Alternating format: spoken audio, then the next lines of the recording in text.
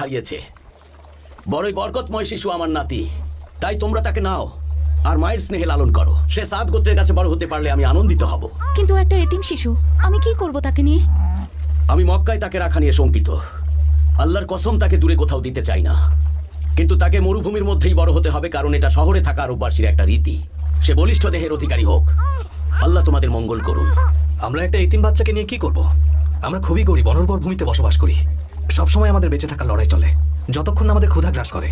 দুধ কিংবা মাংস খাওয়া তো আমাদের কল্পনারও বাইরে। শান্ত হও বাবা, শান্ত হও।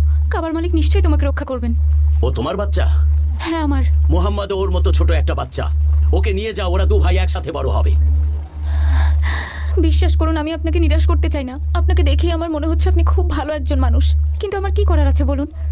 আপনি দেখুন না আমার বাচ্চাটা ক্ষুধায় কেমন চিৎকার করছে। আমার বুকে তার জন্য যথেষ্ট দুধ তৈরি হচ্ছে না। আমি নিজেই জানি না আমি কি করব।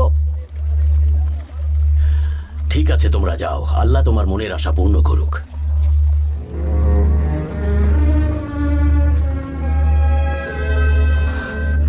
আমার বাচ্চাটা। এতিম হওয়াটা একটা শিশুর জন্য অভিশাপের মতো।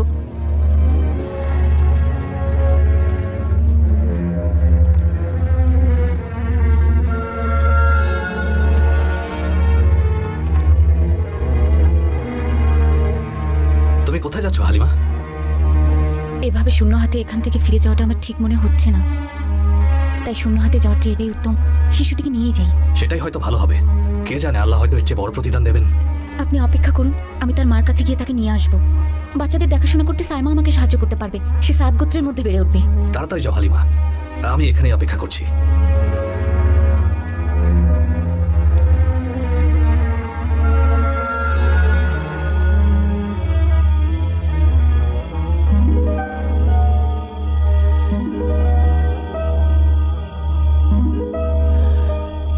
এদিকে এসো বারাকা, এখানে বসো। এখন বলো কি হয়েছে? ওনারা মোহাম্মদকে নিয়ে গেছেন। মুহাম্মদকে তো ধাত্রী হালিমার কাছে দেয়া হয়েছে বারাকা। সে সুস্থ সবল মানুষ হিসাবে সাত গোত্রের কাছে বেড়ে উঠুক। মক্কার এই অন্ধকার যুগে আমরা তাকে নিয়ে খুবই শঙ্কিত আছি। তুমি কি চাও না সে একজন সুস্থ সবল মানুষ হিসাবে বড় হয়ে উঠুক? হ্যাঁ, তার জন্য জীবনও দিতে পারি। খুব মনে পড়ছে ওকে। আমি ঘুম থেকে উঠে ওকে খুঁজছিলাম। যখন দেখলাম ও নেই, তখন থেকেই আর কান্না থামাতে পারছি না। ওর চেহারা চোখে ভাসছে। আমাদের সবারই মোহাম্মদের কথা মনে পড়ছে, অনেক মনে পড়ছে। রাব্বুল কাবার কসম, আমরা সবাই ওকে খুব ভালোবাসি, আর ওর বাবার মৃত্যুতে আমরা শোকাহত। আব্দুল্লাহ কোরবানি হওয়া থেকেও রক্ষা পেয়েছিল, তাকে ইয়াত্রিপে হারালাম। তোমাকে হারানোর বেদনা যদি বুঝতে আব্দুল্লাহ। কার জন্য দুঃখ করব? আব্দুল্লাহ নাকি তার এতিম ছেলের জন্য? আব্দুল মুত্তালিবের পরিবার, ধৈর্য ধরো।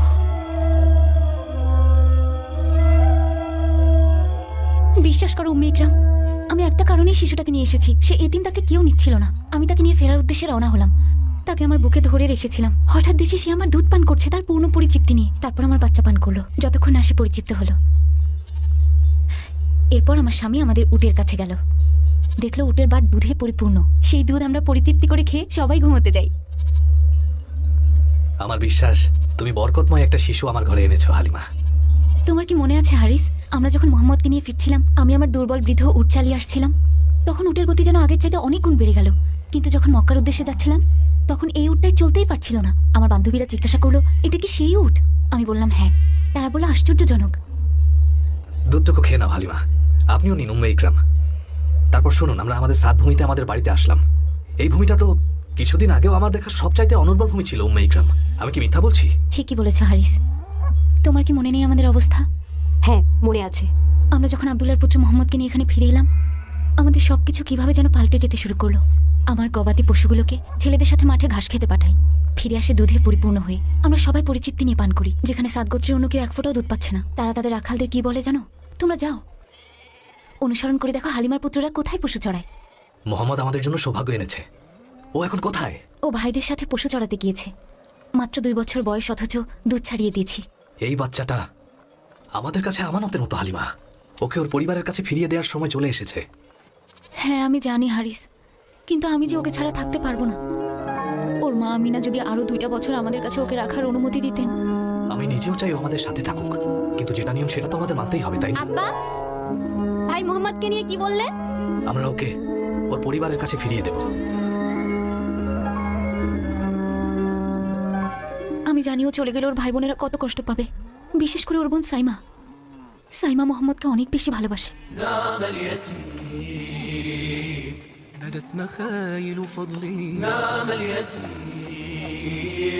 واليتم رزق بعضه وذكاء كانت كفي الخلق العظيم شمائل شمائل يقرى بهن ويولع الكرماء الكرماء يقرى بهن ويولع الكرماء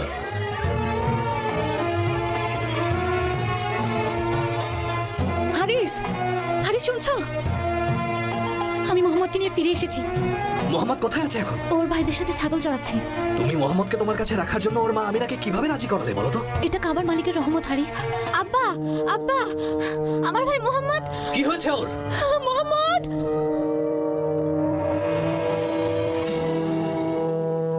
তোমার কাছে যাব ভাবছি, আর তুমি আমার কাছে চলে এসেছো। বসো।